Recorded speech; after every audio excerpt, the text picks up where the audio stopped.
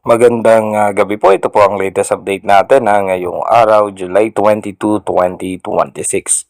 Ayon nga po sa European Center, ito nga pong low pressure area na nasa loob na ng ating Philippine Area of Responsibility ay isa na nga pong tropical depression or mahinang bagyo.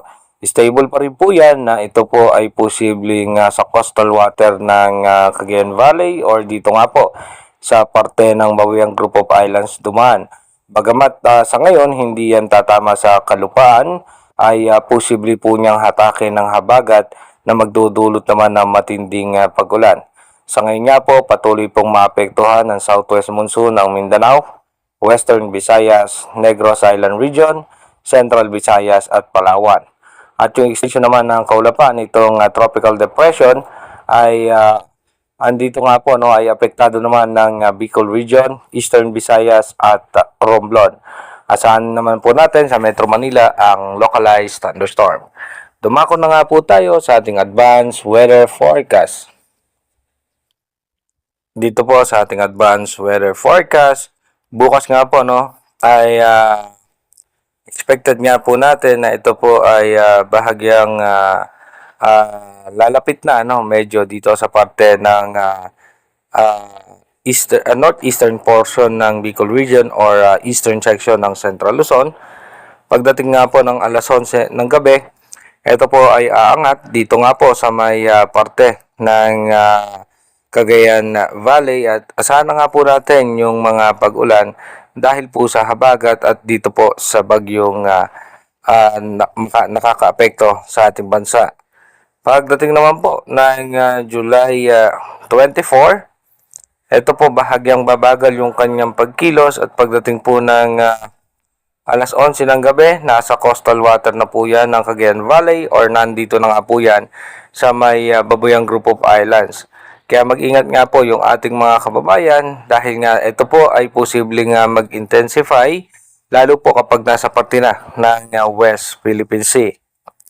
By July 25 ng madaling araw, ito nga po ay nasa parte ng Babuyang Group of Islands sa may western section na nga po at asahan po natin yung masungit na panahon. Pagdating po ng alas 2 ng hapon ng July 25, ito po ay mas lalakas pa at asahan naman natin yung habagat na magpapaulan dito nga po sa western section ng ating bansa. Pagdating naman po ng alas 8 ng gabi ng July 25, ito po ay papalayo na ng kalupaan at posibleng nakalabas na ng ating Philippine Area of Responsibility. Bagamat nakalabas na nga po ito, asahan pa rin po natin yung mga pag-ulan dahil po yan sa habagat.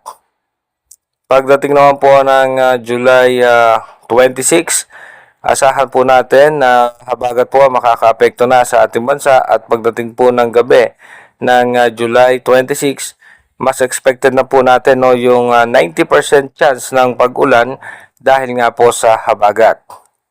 Pagdating po ng July 27, habagat pa rin po ang makakaapekto sa ating bansa pagdating ng umaga, ganun din po pagdating ng gabi.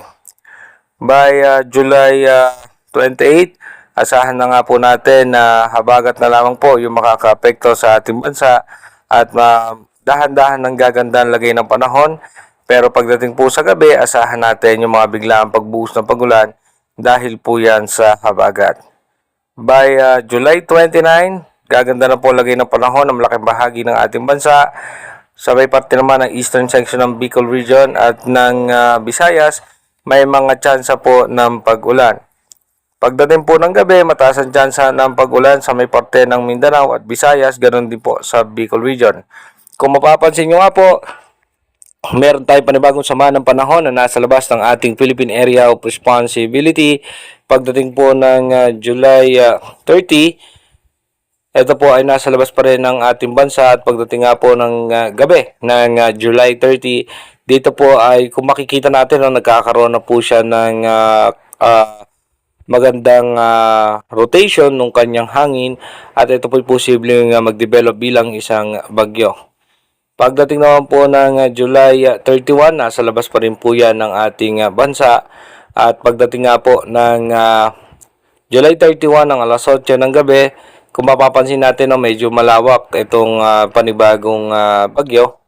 At pagdating po ng unang araw ng August, ito po, no, ay almost stationary yung kanyang position.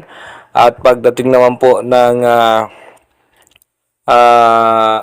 alas 8 ng gabi ng August 1, sa labas pa rin po yan ng ating bansa. At pagdating po ng August 2 ng hapon, ito po ay inaasahan natin na mataas ang tsansa na pumasok sa ating Philippine Area of Responsibility. Inuulit ko po, yung ating advanced weather forecast is possible scenario pa lamang po yan.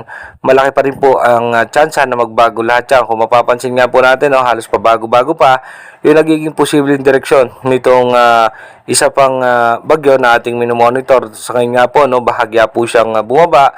Nung nakaraang 2 araw, ito po ay pataas, no, sa patungong karagatan ng Japan. Sa kanya po, bumaba ito at i-monitor pa rin po natin, no, kung ano nga ba yung magiging posibleng senaryo niyan.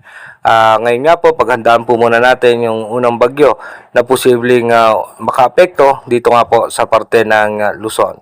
Mag-iingat po tayo palagi. God bless po sa ating lahat.